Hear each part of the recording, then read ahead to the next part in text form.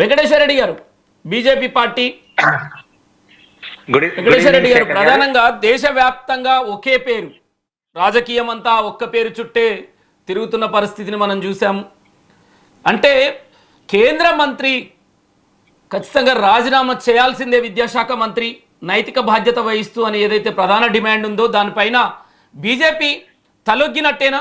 ఎందుకనంటే రేపు మాట్లాడదాము, రేపు చూద్దాము, రేపు చెప్తాము, అదొక్క డిమాండ్ మీద అంటూ బీజేపీ కేంద్ర మంత్రులు తెలిపిన పరిస్థితి ఎలా చూడవచ్చు? శేఖర్ గారు, మీకు చర్చలో పాల్గొన్నటువంటి మిత్రులకు అదేవిధంగా వీక్షకులకు అందరికీ నమస్కారం. భారతీయ జనతా పార్టీ విద్యార్థుల పట్ల, విద్యార్థుల భవిష్యత్తు పట్ల, వారి వారి భవిష్యత్తు పట్ల కానీ, వారికి జరుగుతున్నటువంటి విషయాల పట్ల కానీ కన్సర్న్ తో కలిగి ఉంది. కేంద్ర ప్రభుత్వం కూడా వారికి న్యాయం చేయాలి అనే విషయంలోనే ఉంది. ఇక్కడ ఇంకొక సెకండ్ థాట్ కూడా, బేసిజం కూడా లేనే లేదు. అయితే అయితే మీరు ధర్మేంద్ర ప్రధాన్ గారు రాజీనామా చేస్తారా? వారు 3 డిమాండ్లు ఈరోజు జేపీ నడ్డా గారు, అదే విధంగా ఇంకొక కేంద్ర మంత్రి గారు జితేంద్ర సింగ్ గారు మాట్లాడిన సందర్భం గురించి మీరు చెప్పారు.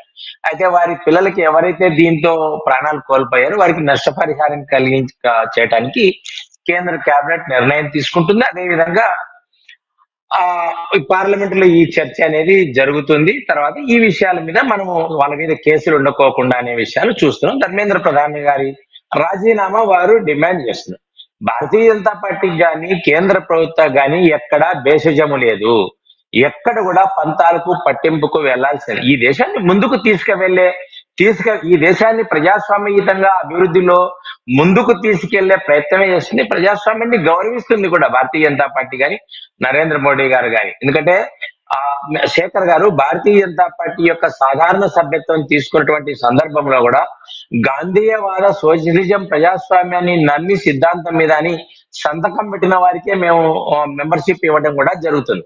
కాబట్టి ఇప్పుడు ఈ రోజు మేము ఈ స్థాయికి వచ్చినాము అంటే కేవలం ప్రజాస్వామ్య విలువలను ఈ దేశంలో అందరినీ కలుపుకొని ప్రెస్టేజ్ గా వెళితే కూడా జరిగేదేమీ లేదు. కాబట్టి దీన్ని పెద్దలు నిర్ణయం తీసుకుంటారు. ఇది సానుకూలంగానే ముగుస్తుంది. మనం అందరం భావిద్దాం. విద్యార్థుల భవిష్యత్ అంతా బాగుంటుందని మనం అందరం కూడా కోరుకోవాలి. అయితే శేఖర్ గారు, మనం ఈ చర్చ జరుగుతున్నటువంటి సందర్భంలో మనం మాట్లాడుతున్న విషయాలు కానీ, జరుగుతున్న విషయాల పట్ల కానీ ఖచ్చితంగా మనం చర్చించుకోవాలా. ఇది ప్రజల్లో కూడా వెళ్ళవలసిన అవసరం. ఎందుకంటే ఇక్కడ చూడండి, సోనం వాంగ్చుక్ గారు నిరాహార దీక్ష గాని, తర్వాత నీట్ ఎప్పుడైతే లీక్ అయినప్పుడు భారతీయ జనతా పార్టీ ప్రభుత్వం స్పందించిన తీరు గాని, మొదట కేంద్ర మంత్రి గారు క్షమాపణ చెప్పారు. దోషులందరినీ 4 రాష్ట్రాల్లో ఉంటే వాళ్ళందరినీ జైలుకు పంపారు.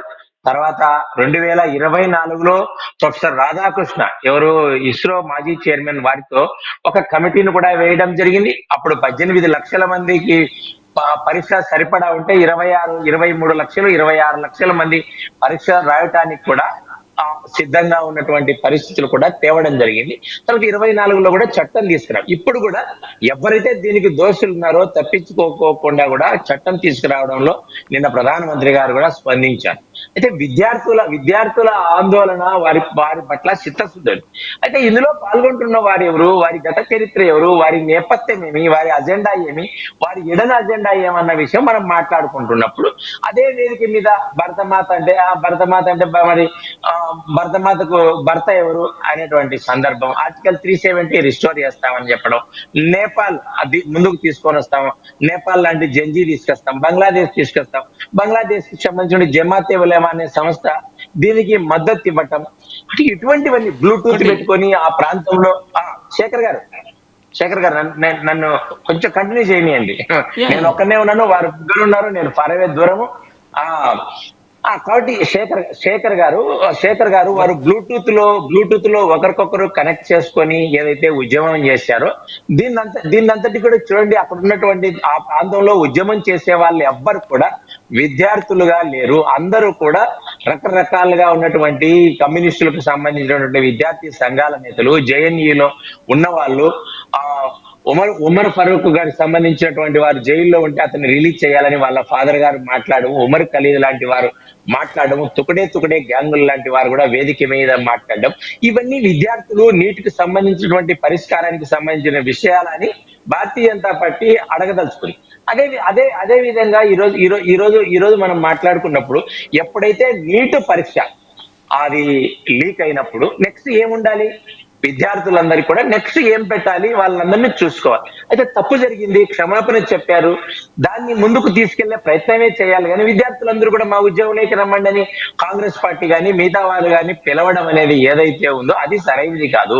సోనం వాగ్చుక్కర్ నిరాహార దీక్ష చేసినటువంటి సందర్భంలో వారు రాహుల్ గాంధీ గారు ఎక్కడున్నారు? వారు విదేశాల్లో ఉన్నారు. విదేశాల నుంచి ఎప్పుడు వచ్చారు?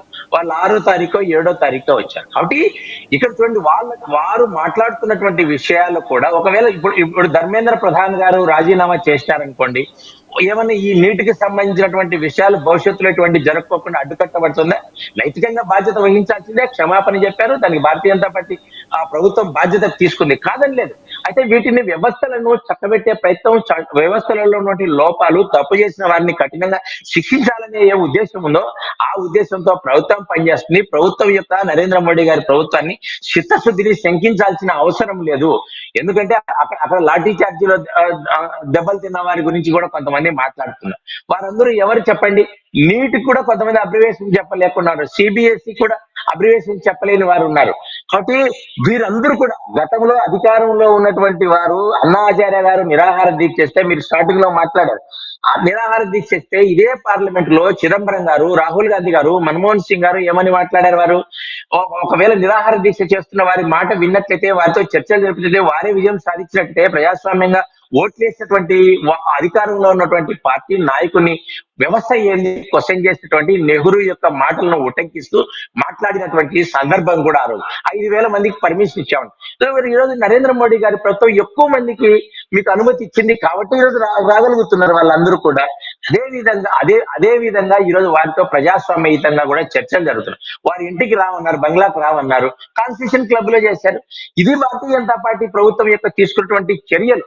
ప్రిస్టేజ్కి ఎక్కడా వెళ్ళటం లేదు, ఇందులో బేసిజం లేనే లేదు. విద్యార్థుల భవిష్యత్తు ముఖ్యం, విద్యార్థులు చక్కగా ఉండాలనుకున్నారు.